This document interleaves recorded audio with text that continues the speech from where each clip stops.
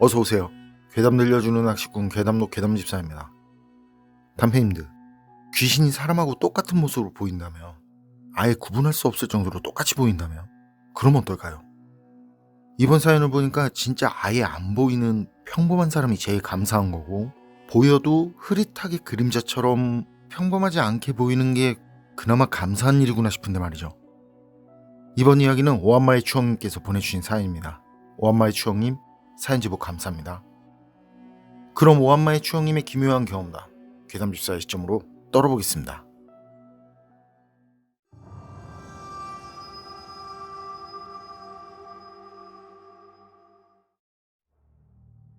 제가 소름 돋는 오싹한 얘기 하나 해드릴게요. 저는 거창하게 영화니 그렇게 말할 정도는 아니고요. 아주 가끔 뭔지 모를 요상한 걸 보곤 하는데요. 그런데 이게 그렇게 보이는 이상한 것들이 말이죠. 사람들이 귀신이다, 영적 존재다 그렇게 말하는 것처럼 연기처럼 보인다든지 아니면 그림자로 보인다든지 아니면 반투명하게 여하튼 이상하게 보이는 게 아니라 진짜 살아있는 사람처럼 또렷하게 보이거든요. 그런데 이게 참 일상생활에서 많이 불편하다는 거예요. 그게 처음부터 귀신이시구나 영적 존재시구나 하면 처음부터 무섭구나 하고 도망치고 이런 반응일 텐데 헷갈리거든요. 사람처럼 보이니 사람인 줄 알았다가 화까지 낸 경우도 있고, 그게 일상적인 상황에서 누군가를 본다고 사람들이 겁을 내거나 하진 않잖아요. 귀신을 봤을 때 제 경우가 딱 그런 거죠. 그냥 사람하고 똑같아서. 이렇게 절대 평범하지 않은 존재들이 전혀 이상하지 않게 보이기 시작한 건 초등학교 입학식 때부터. 당시 체육관 같은 강당으로 기억하는데 그게 높이가 2층에서 3층 정도? 그 정도 높이거든요. 그런데 천장에서 하얀 다리가 쭉 내려오더라고요. 마치 개구리 뒷다리 마냥. 그 건물이 옥상 있는 구조가 아니라 동그랗게 된 천장 있잖아요. 그러니 천장에서 공사하는 사람이 아니면 사람이 올라갈 이유가 없는 거죠. 그런데 바지도 입지 않은 하체가 성 다리처럼 보이는데 그게 천장 지붕을 뚫고 대롱대롱 매달려 있더라니까요. 근데 처음엔 그걸 보면서도 무섭다기보다는 사실 좀 웃기더라고요.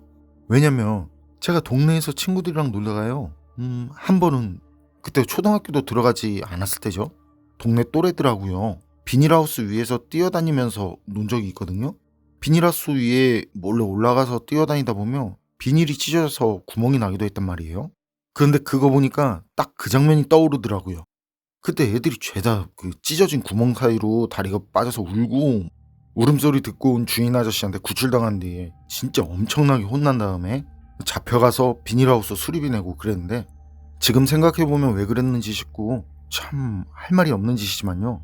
약간 그 장면이랑 비슷해서 웃음이 나오더라고요. 어쨌든 마치 체육관 겸 그 강당 생긴 게 꼭 큰 비닐하우스처럼 생겼잖아요. 지붕이 둥근 형태의 그런 식 건물.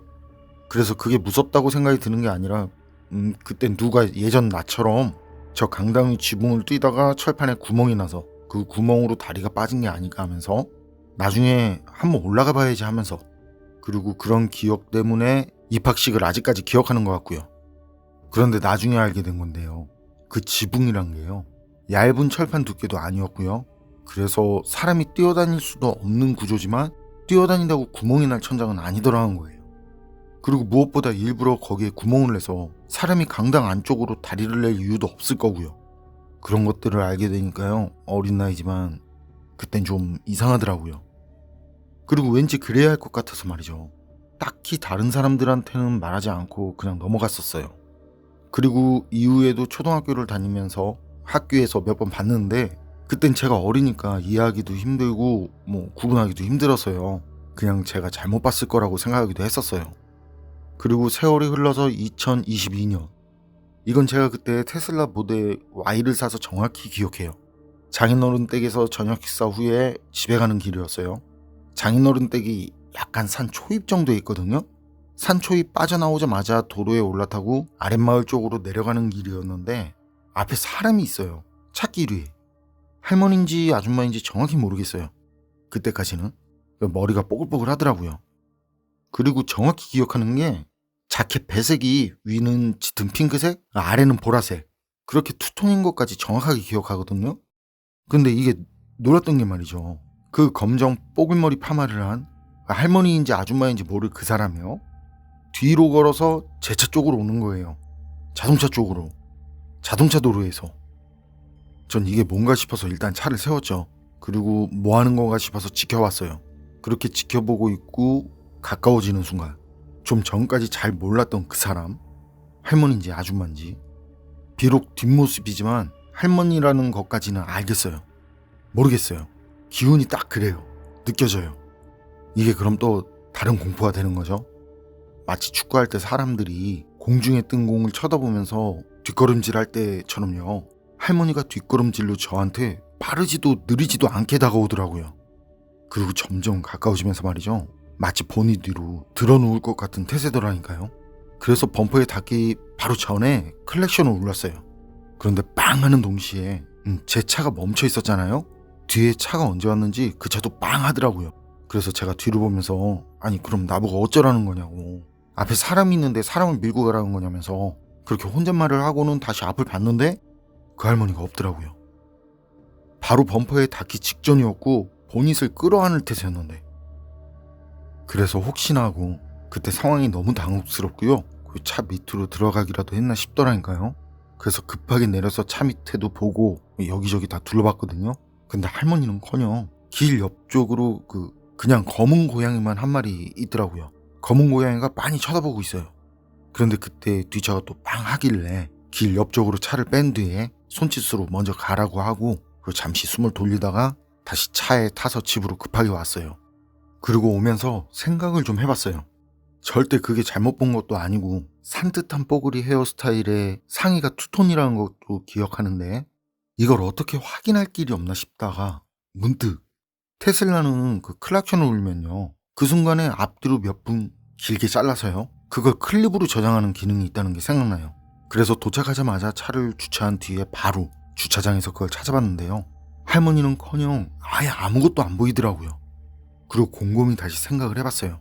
암만 시골이라지만 어떤 할머니가 뒷걸음질로 자동차 도로를 걸어다니까는 모르겠어요. 제가 살아온 인생을 돌아보면서 뒤져봐도요, 이게 절대 상식적이진 않더라고요. 그렇다 보니 그때는 소름이 좀 돋더라고요. 그 뒷걸음치던 할머니를요, 최대한 정상적인 상황으로 생각하려고 말이죠. 그 할머니가 건강이라든지 뭐 어떤 이유에서건 뒤로 걷고 있었는데 그런 분한테 제가 뒤에서 빵 하니까 그 소리에 놀라서 피하려고 빠르게 그 근처 어디로 간 게 아닐까 하는 그런 생각도 해봤단 말이죠. 일단 찍힌 영상이 없으니까. 그런데 이게 어떻게 해도 도무지 말이 안 되는 상황이더라는 거예요. 그래서 그땐 좀 섬찟하긴 하더라고요. 어쨌든 제가 절대 평범하지 않은 존재들을 보면 이 정도로 또렷하게 보이는 편이라서요, 사람하고 똑같이 보여서 진짜 혼란스럽네요. 그래도 지금은 다행히 괜찮고요. 그러려니 합니다.